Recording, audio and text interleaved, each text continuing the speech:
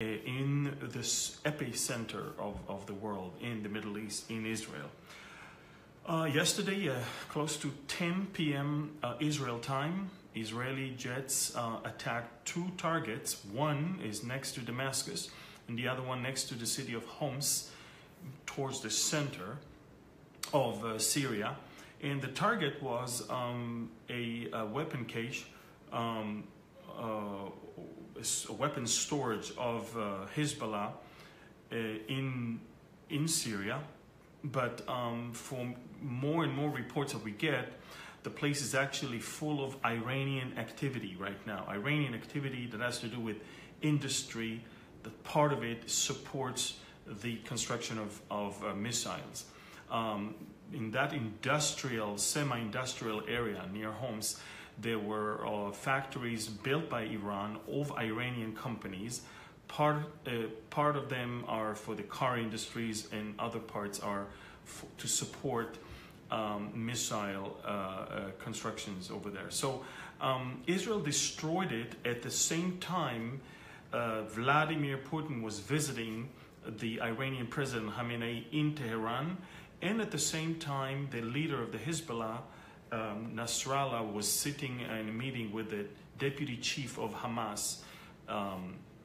So you see that the Palestinian Hamas and the Iranians on the two sides, and you see that the Hezbollah is basically the proxy of Iran, but is the connection of Iran to the Palestinians. And we see a great Russian involvement in that area.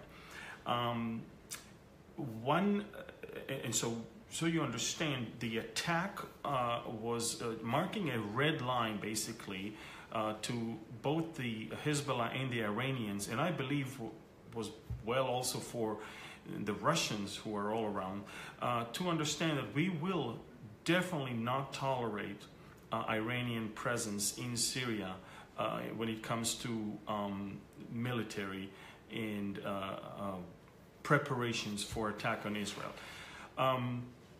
As you can see, this is not the first time it happens, but this is the first time it happens while Putin is in Tehran, and Nasrallah is meeting in Beirut with the Palestinian counterpart. The idea is very simple. Israel will not allow neither the Hezbollah nor Iran to create another front on the Syrian side. But the thing that I wanted to really emphasize in this update is that during the meeting between Putin and Khamenei, Khamenei actually said to Putin that together Russia and Iran can isolate America, can actually push America aside. And in a TV broadcast as a few hours ago, Khamenei said, America is our number one enemy. And of course, I know that all the left liberals are going to say immediately, that's what happens when Donald Trump speaks so harshly against Iran. But let me remind you that a day after Obama signed the Iran deal, there was a march in the streets of Tehran where they shouted, death to America, death to Israel, and they literally trampled on an American flag which was on the floor. So the Iran deal didn't change a bit the animosity that the Iranians have towards America. Now, some of you might ask, why is it that the Iranians hate America so much? This is now where Israel gets into the picture. You see, they call America the big Satan and Israel small Satan, but remember, Bible prophecy is all about Israel. It's around Israel. It's because of what God is doing for Israel and through Israel. And for Christ to come back, Israel has to be there. And he will come back, remember, in his second coming to the Jewish people as well. So the idea is very simple. Iran, in order to get rid of Israel, has to remove first America. And we see that in the scriptures. We see that the minute Russia and Iran in Ezekiel will attack Israel, It is when America cannot retaliate or cannot respond. America in Ezekiel is not even a side in this war. And therefore, I conclude that the war that Ezekiel talked about is a war that will come after Iran and Russia will make sure that America is isolated. And I know that everybody's bracing towards some sort of confrontation with North Korea. I know that there's a massive naval presence right off the coast of North Korea with American naval battleship, and in Guam they increased the ammunition there in at least 10%. And I know that they have moved F-35s to the region, and I know that there is the EMP drill. And by the way, the EMP drill is not an EMP attack. It's not an electromagnetic pulse attack. It's an assimilation of it. I think that the confusion that people had is that the original announcement was that it's going to be a national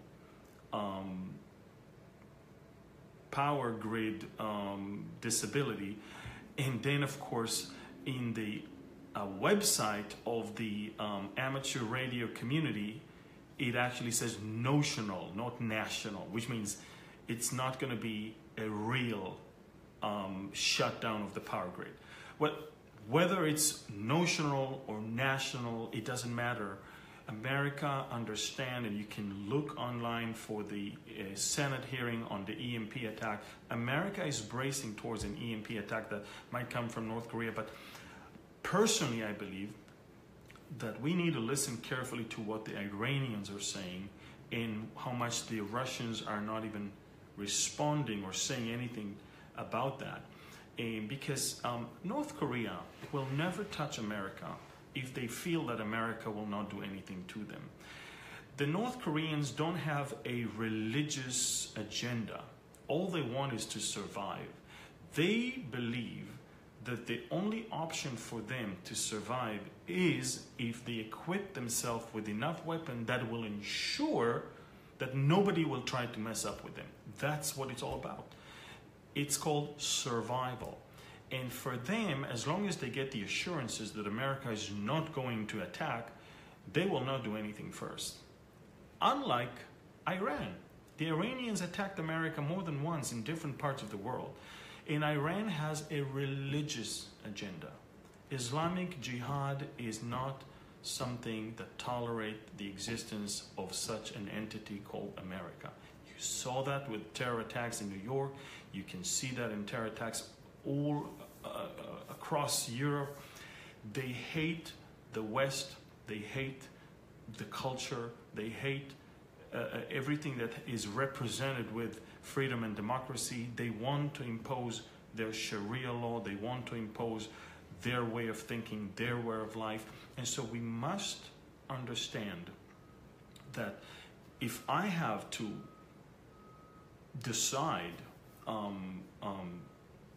who is posing a much greater risk to America, let me tell you something. Iran is way more dangerous to America than North Korea. That's my opinion. I don't even see North Korea in Bible prophecy. I do see Iran. I do see Russia. And I believe that North Korea may serve as a smokescreen to that which the Iranians might be preparing. So these are the two things that I wanted to talk about in this very short update. Tensions are rising also in southern Israel over the destruction of the tunnel. The death toll of the terrorists there is now risen to 20 almost. And the Islamic Jihad, the one that dug the tunnel and is counting its dead right now, is furious because that which they counted as their biggest achievement eventually turned into a cemetery for them, a graveyard for them. So, and they don't know how to contain this whole anger, and they're threatening on rocket attack on Israel, and they know that Israel will not sit and do nothing. Israel will immediately retaliate, and I don't think anyone wants any escalation in southern Israel in the part of Gaza Strip.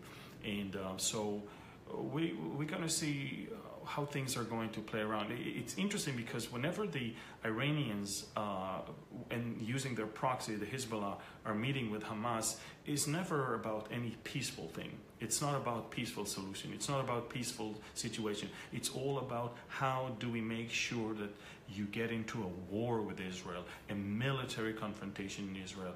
It's all about killing and attacking and destroying.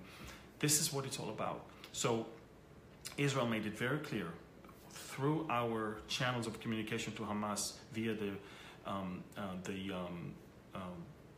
Egyptians that we will not tolerate anything that might come from their territory. All we did is basically we defended ourselves when we destroyed a tunnel that came all the way to our territory.